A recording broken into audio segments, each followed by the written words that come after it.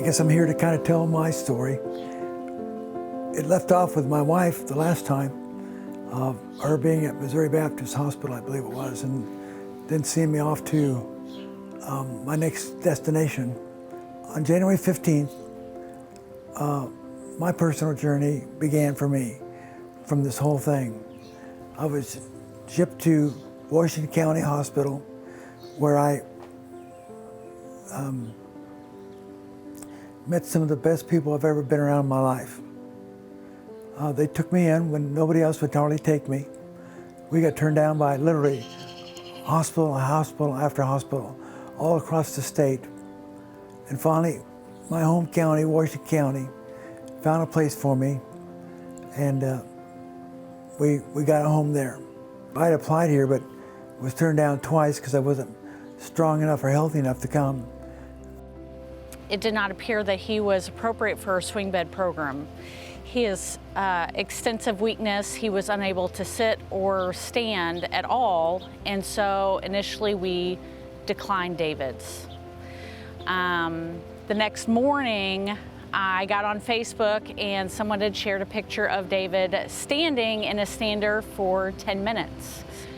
And my thought was, if he was able to stand for 10 minutes, that his potential for a quicker recovery was greater than originally anticipated. At first we were like, well, I don't know if it's going to be a good fit, but then with a lot more things happening and investigation and stuff, we did decide to go ahead and take David as a swing bed patient. Finally, the third time, with some help from the physical therapy department chair and also from other sources outside the hospital and the hospital administration, they said, okay, we'll take him. I admitted him, and it was a lot. When he came in and stuff, it was I don't even know. I'm like, what are we getting into? The team was a little bit concerned and scared initially, because we never had such a complex patient before at Washington County Memorial Hospital. But with nurturing and supporting our team, they were willing to take on the challenge. I was their project, but I remember coming in the first day in the ambulance. We pulled up to the emergency room. They unloaded me, crossed me over to another bed, and they rushed me down the hall. They checked all my vitals and got me set up in a room. And to be honest, it was one of the most scariest times in my life. He was so scared and anxious, and he couldn't even hold his head up. So to transfer, he required a maximum assistance of 2 to 3 people or a Hoyer lift. Probably because I couldn't move anything. When I left the hospital, I could move. My son said you could move one finger. When I got there, I could move my hands a little bit, and I could lift my head up for about 2 seconds, but that was all I could do at the time. And many of the staff who ended up taking care of me the majority of the time thought I probably should have been sent to a nursing home first, but they had their mission, and within a few days, that staff convinced me that they could help me. And it wasn't but a few weeks that I began to change and turn around. And it was a big change because I was in so much pain and so much agony all day long, and I had so many muscles and hands and fingers and skin that nobody could touch because of their problems with them. But I have to say that Nicole, the head of the PT department, she was absolutely fantastic. David required extra time during therapy sessions due to his severity of anxiety. He was afraid that his oxygen levels would drop as well as falling. David's main goal for therapy was to walk before Easter Sunday and to walk out of Washington County Memorial Hospital. Around mid-March, David took his first steps towards that goal. He took steps in the parallel bars with assistance and began his journey towards attaining the goal. And she sent me Jennifer to work as my primary PT instructor. When David first got here, he really couldn't sit unassisted. And so we would have to work with him and get him stronger. And there were times that we had to say, okay, focus. Focus on whichever verse you want today, but focus. He had a lot of anxiety, which is completely understandable. To be, suddenly wake up from a ventilator and realize months have gone by. His first day, I remember him coming in and talking to him and saying, some days it's going to seem like we're really mean, and we're going to tell you, you have to do it, you can do it. And I said, but please know that it comes from the heart.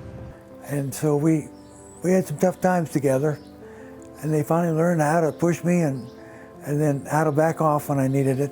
It's not that we're trying to be mean, but we're going to work with you, and together we're going to get you through this and get you stronger.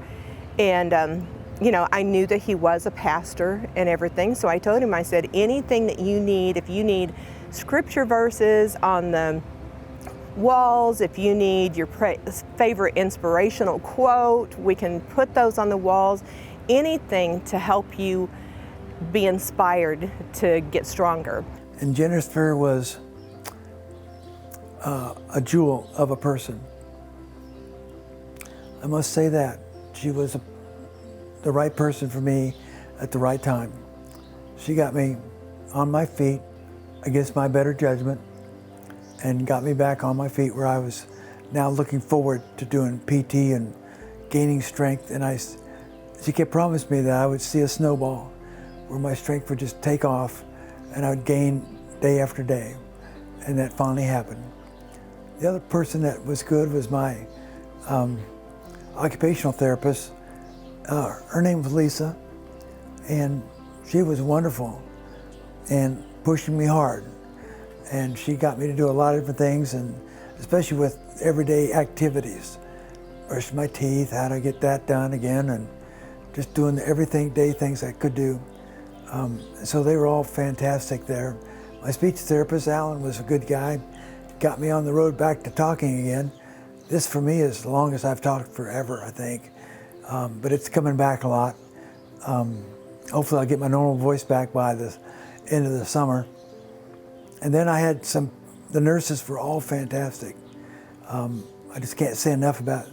I don't want to hardly point out any of them because they were all great. They took wonderful care of me. If I had a need, they were there on top of it. I never had to wait very long for anything. And then the CNAs. And I say I was so impressed with the CNAs. I had 4 wonderful CNAs. One was Judy, one was Rachel, and Lillian, and Jess. Those 4 CNAs are probably, they tell me now, they're probably the 4 best CNAs they've ever had at that hospital. And they took care of me a lot. And those 4 girls saw me probably more than everything, saw me at my weaknesses, my strong points. And by the time we left the hospital, I knew I was going to have to take them with me when I went home because they were so wonderful to me. And actually, they did come with me. It was a little rough for him and Patty, but it was like when we got there, he was just fine, comfortable. I don't know, he's like family now. I think the other thing that really helped me a lot was all the friends and my church family here at Belgrade United Methodist Church. They've been wonderful. I can't tell you how much they were for everyone. Helped me out, and all the hundreds and hundreds of letters and cards, and all the people that wrote, text me, tried to call and find out about me and putting on their prayer chains at their local churches. Every one of the churches that I served before had made contact with us and told us they were praying for us and what could we do to help. There wasn't a whole lot they could do to help, but I sure appreciate their love and their concern for me, being their pastor all those years. And it was a wonderful blessing for me. The other part is my wife, Patty. She's kind of an oddball, you know. I don't know. No, actually, she's a beautiful woman. And to this day, I think the world of you, Patty. I love you to death. She was there more times than I can count, by herself at home and just trying to get around. And it was a wonderful thing for me to have you with me, Patty, for all that time. And we were just trying to get by all we could. And my sons, Joshua and Silas, my son Joshua and his wife live in Bend, Oregon, and I've had a much better relationship with them because we've had to do so much together. They've been so helpful to keep us up on all the medical language and everything else like that. And then my other son, Silas, and his wife, Gina, they've been wonderful to me too, coming and sitting with me. And even when I wasn't awake, they sat there. They had a vigil, and one of them would be there. My son often took the week and sat with me, and I appreciate that. And I was glad when I woke up he was there so I could talk to him. And then, of course, the grandkids are just, I miss them so much. I wish I could see them more. But this has been the craziest experiences of my life. The highest highs and the lowest lows. But the most important thing is I'm home. That was my goal. I wanted to walk out of the hospital. I did with a walker.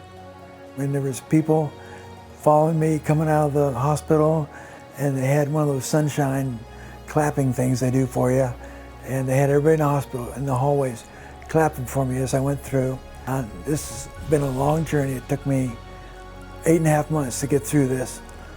And we're just so very, very thankful that we'll never be able to say thank you enough to Washington County Memorial Hospital for what they've done for David. Because of this, they're able to now know that they can care for a patient like Pastor Dave in the future, that they don't have to worry. They're a phenomenal team to try to get individuals back home. It made me so proud of our hospital. You know, just, it's been a remarkable thing to watch his recovery and see our staff rise to the occasion and help him.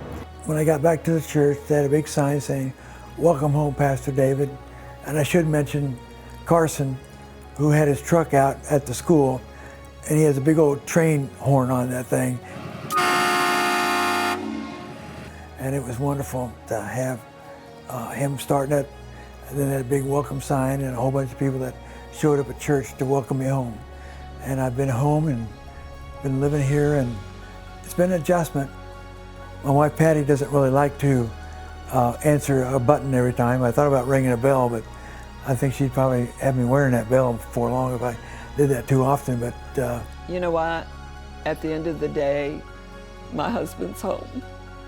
And I told David, I said, every day we are together is a good day.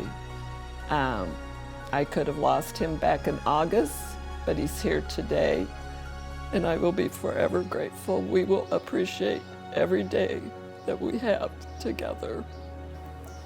I'm so glad I'm here. This is what I dreamed of.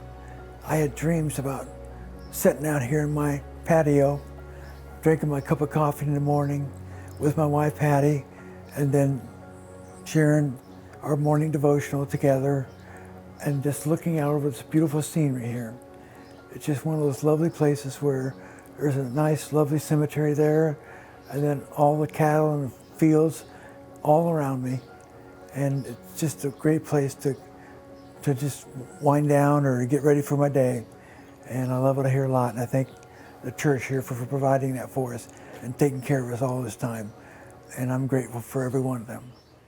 It's been tough, but the last one I have to thank is God, who saw me in all my sorrow and all the painful moments when I didn't think I couldn't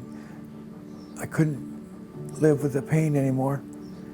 I just felt his presence and holding his hand and watching over me. And then he shared with me a vision. I think it was before I woke up. And I saw a glimpse of heaven. And it was so compelling, and I wanted to go there so bad. It was so warm, people were talking and laughing. The colors were phenomenal. The plants were all kinds of beautiful colors. I'd never seen colors like that before.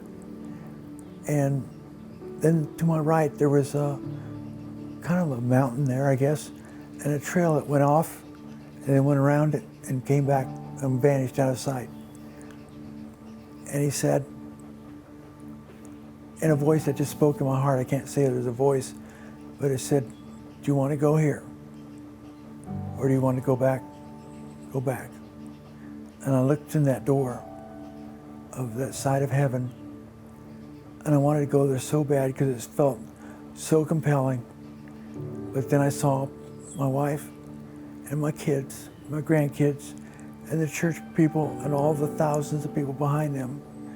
And the next thing you know, I'm on that road, and God said, if you choose this way, it will be a very difficult journey. But that's the way I went. And I went around that mountain, and then it vanished. And it's been a difficult journey, but it's been one that I could say if you're having struggles, you need to trust God, trust the wonderful people He's put in your life to help you along, and stay motivated, and God will be there for you. Amen.